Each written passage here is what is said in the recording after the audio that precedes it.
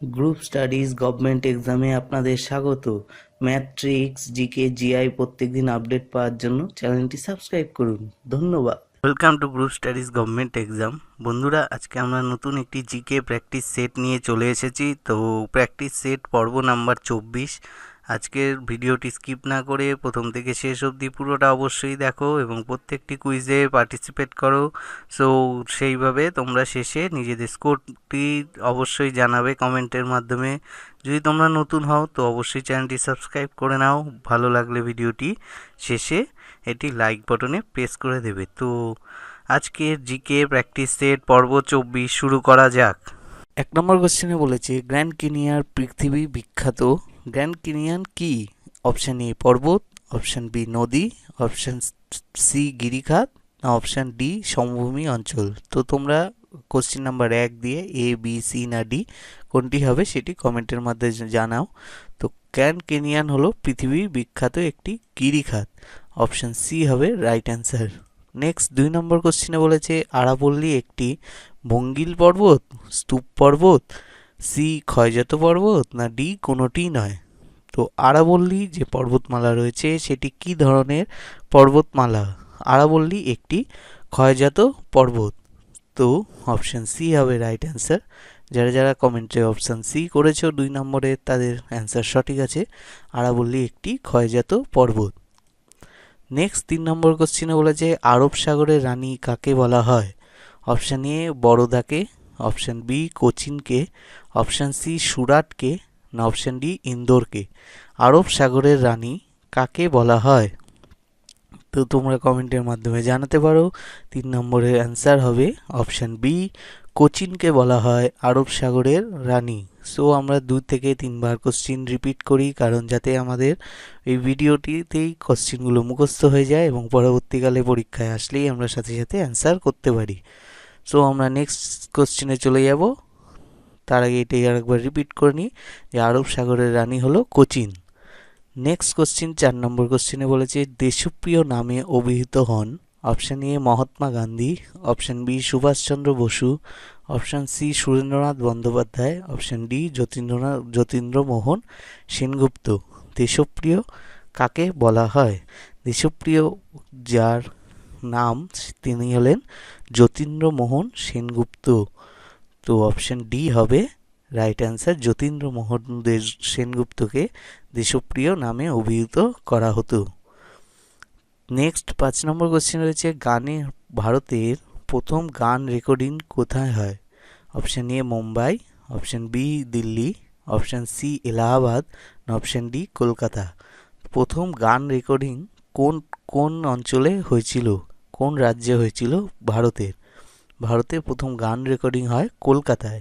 Option D হবে right answer. কলকাতায় ভারতের প্রথম যেখানে গান রেকর্ডিং হয়।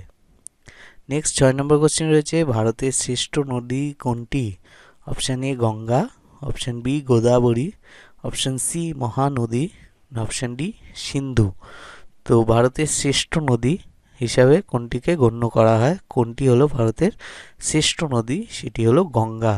অপশান এ হবে রাইট অ্যান্সার। তো 6 নম্বরের অ্যান্সার হবে অপশান এ। নেক্সট 7 নম্বরে রয়েছে ভারতের গণপরিষদের মোট কমিটির সংখ্যা কত? Option A 20, option B 22, option C 30, না অপশান ডি 42। ভারতের গণপরিষদের মোট কমিটি সংখ্যা হলো 22। অপশান বি হবে রাইট অ্যান্সার। 22টি কমিটি রয়েছে ভারতের গণপরিষদে। নেক্সট 8 নম্বর কোশ্চেন রয়েছে হিন্দু পেট্রিয়ট পত্রিকার সম্পাদক কে ছিলেন? Option A Harishchandra Mukhopadhyay, option B Sisir Kumar Ghosh, option C Debendranath Tagore, option D Rabindranath Tagore. Hindu Patriot পত্রিকার সম্পাদক হলেন হরিশচন্দ্র মুখোপাধ্যায়। অপশান এ হলো রাইট অ্যান্সার। হরিশচন্দ্র মুখোপাধ্যায় হলেন হিন্দু পেট্রিয়ট পত্রিকার সম্পাদক। নেক্সট 9 নম্বর কোশ্চেন রয়েছে ভারতের নবজাগরণের জনক বলা হয়। অপশান এ রাজা রামমোহনকে রায়কে, অপশান বি কেশবচন্দ্র সেনকে, অপশান সি বিদ্যাসাগরকে, অপশান ডি দয়ানন্দ সরস্বতীকে। ভারতের নবজাগরণের জনক ভারতের নবজাগরণের জনক বলা হয় রামমোহন রায়কে, অর্থাৎ অপশান এ হবে রাইট অ্যান্সার। নেক্সট কোশ্চেন আমরা চলে যাওয়ার আগে তোমাদেরকে বলবো যারা নতুন আছে অবশ্যই চ্যানেলটি সাবস্ক্রাইব করতে ভুলবে না, যাতে পরবর্তীকালে কুইজ কন্টেস্ট, জিকে, জিআই, ম্যাথের আপডেট আসলেই সাথে সাথে তোমরা পেয়ে যাও। সো নেক্সট আজকে 10 নম্বর কোশ্চেনে রয়েছে, কে নিকোবরের নাম দেন Swaraj Dweep? Option A Rashbehari Bose, option B Subhash Chandra Bose, option C Mahatma Gandhi, না অপশান ডি জওহরলাল নেহরু। কে নিকোবরের নাম দেন স্বরাজ দ্বীপ? তো স্বরাজ দ্বীপ নাম দেন সুভাষচন্দ্র বসু, অপশান বি হবে রাইট অ্যান্সার। তো 10টি কোশ্চেনের মধ্যে কার কত স্কোর হলো সেটি অবশ্যই কমেন্টের মাধ্যমে জানাতে ভুলবে না। সো যদি নতুন হও চ্যানেলটি সাবস্ক্রাইব করে নিও, ভিডিওটি ভালো লাগলে অবশ্যই লাইক বাটনে ক্লিক করে বেল আইকনটি ক্লিক করো, যাতে পরবর্তীকালে আপডেটগুলো সাথে সাথে তোমরা নোটিফিকেশনের মাধ্যমে পেয়ে যাও। সো সাথে থাকার জন্য অসংখ্য ধন্যবাদ, দেখা হচ্ছে নেক্সট ভিডিওতে। Thank you.